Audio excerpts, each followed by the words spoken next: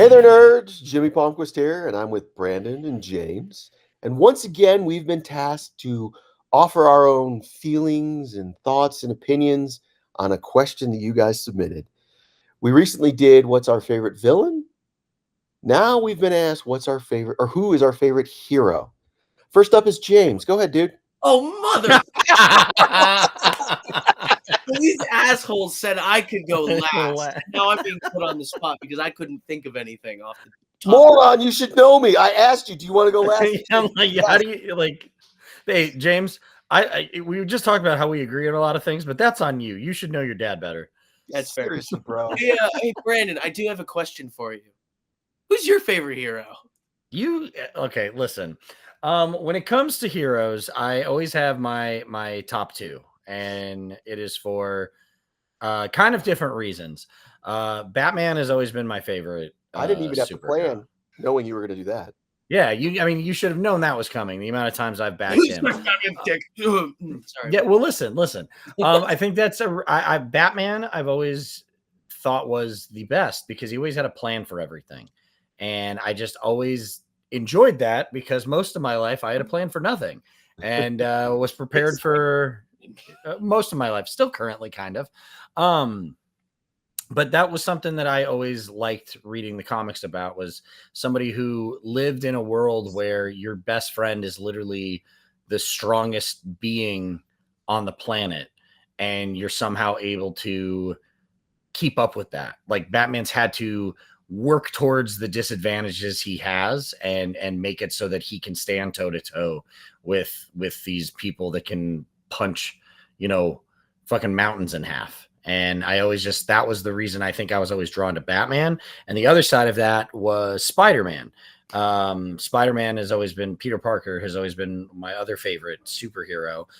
Just because he was, even with powers, he still had so much he couldn't control. And I just felt like the more I read Spider-Man growing up, the more it kind of like showed you just how to deal with different things. Like, Spider-Man was somebody I more related to. Batman was somebody I wanted to be like.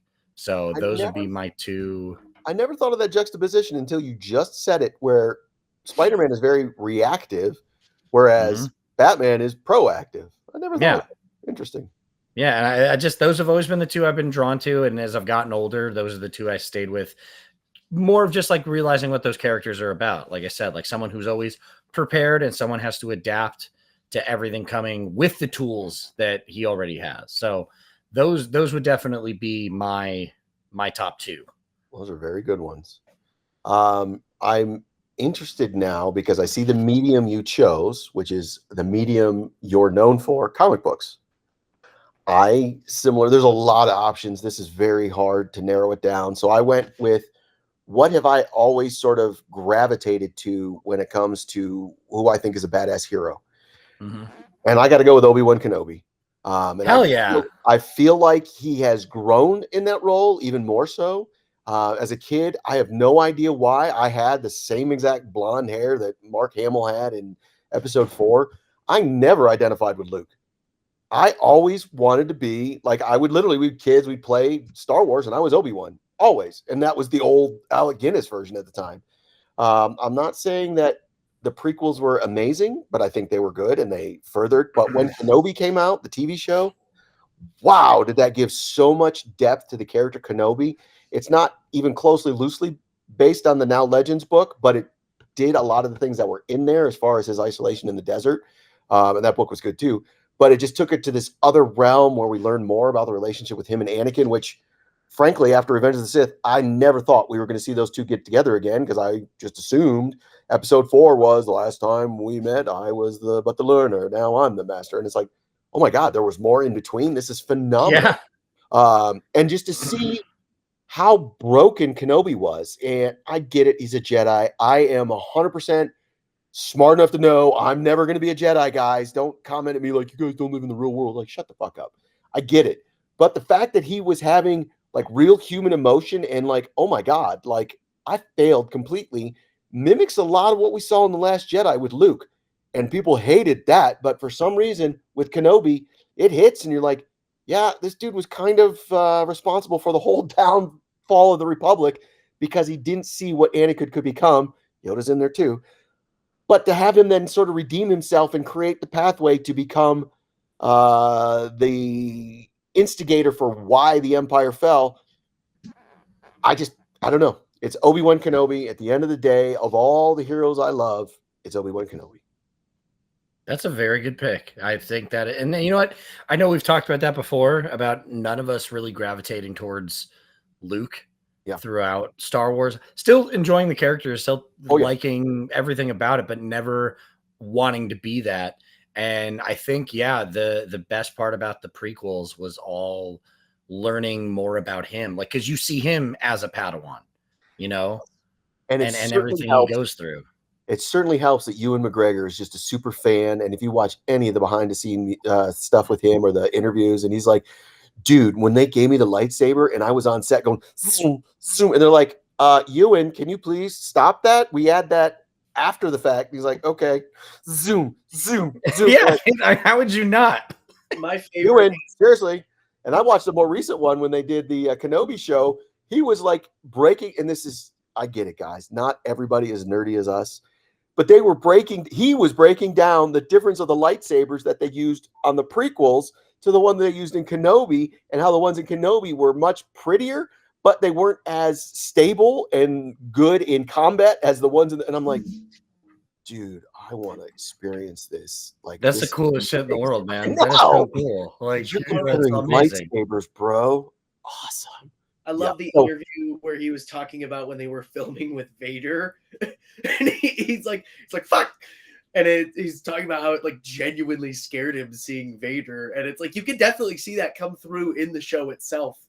And you got to remember, for my generation, my age, the first introduction of Vader is a dude walking into a sterile white hallway surrounded by war and whatever, and he's just like, and steps forward. It's like, oh my God, who the fuck is this guy? He's badass. Yeah, he's scary. Oh yeah, without question. Anywho, so James, have you finally made up your mind? And how are you going to break the rules this time? I looked over this stack of like GameCube and Wii games I have over there, ready. And I thought long and hard for like maybe 2 seconds, and then I realized if we're all going with what we're known for, I might as well go with video games. Okay. I did not see that. I'm putting the fist down. I was about to do the throw up sign, but okay. I had to pick Samus Aran from Metroid because throughout every piece of media I have ever encountered, I have always found something I didn't care for with a hero in any form of their characterization. Luke Skywalker, I feel like he's kind of just plain Joe in most of his stuff. Over time, I've seen like a lot of the little drips of where he's become a more colorful character, but it's like he's not a character I gravitate towards.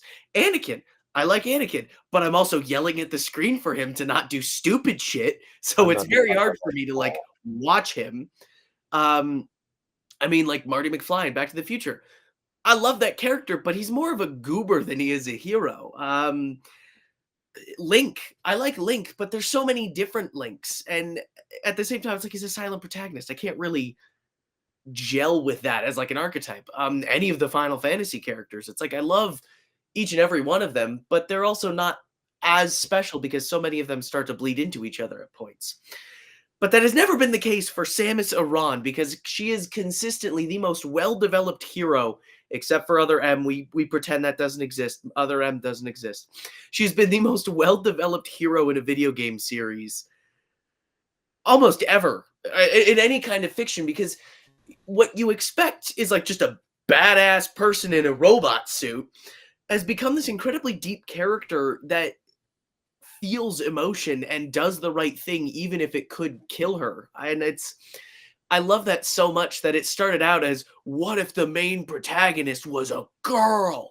And actually, the first time when I played Super Smash Brothers, which I think N64, was that moment, and I was like, Samus is a girl?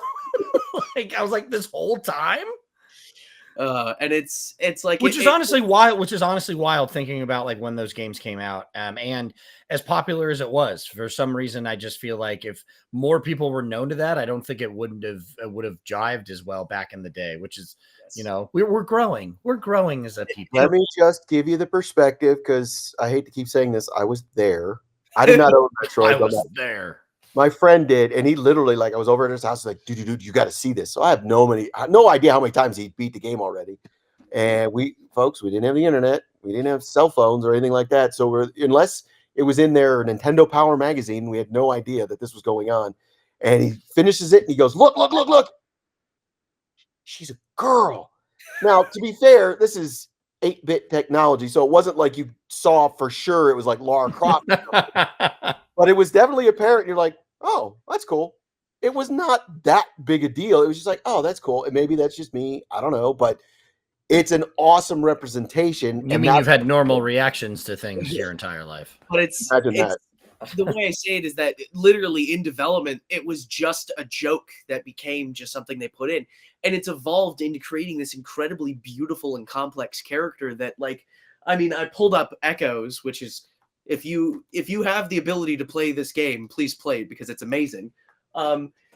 You told me something about an emulator. It's we wouldn't need it if mommy had made me get rid of the cube.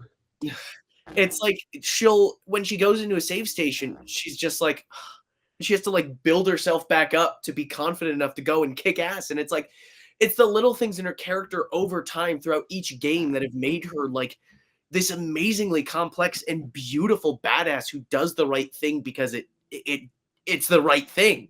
Yeah, sure, she's a bounty hunter. She does it for money. But then there are times she'll do it because it's just the right thing to do. And she has become my favorite example of not just the reluctant hero, but the epic hero, and in some ways, the nurturing hero. And she's just, in my opinion, the perfect development of what a hero should be over time. I got to tell you, I'm shocked on many levels. One, you follow the rules. First and foremost. I know that blows me away. But it never occurred to me in thinking about this that Samus was going to be your pick or anybody's pick. But now that you say that, that's a great pick. Good job. Yeah, man. it is. I'm really impressed. I try. No, that was good. No. Yeah. Well, and you actually tried correctly this time. I'm impressed. Thank you. Yeah. Hey, I did a villain last time. I did a villain. Oh, now he's not. Nope. See, there we go. There we go. In all honesty, really appreciate just the the engagement with stuff and asking us these questions, because honestly, this just gives us an excuse to talk about shit we like that may not be relevant to current news or stories or stuff going on. So I love these questions because it kind of makes us think about things that got us into these mediums and wanting to do stuff like this to begin with. So thanks again. For sure. And at Nerd Alert, we literally want everybody to be involved. So please let us know in the comments, who's your favorite hero? Please go back and watch the other videos. Let us know who your favorite villain is. Let us know your most underrated cult classic. We want to hear from you. This is a community, and we know that, and we're growing, not just Nerd Alert, just the nerd community, and we want that positivity, so we want to create that positivity. So please, come on, join us. Let us know what your thoughts are, specifically in this video. Who's your favorite hero?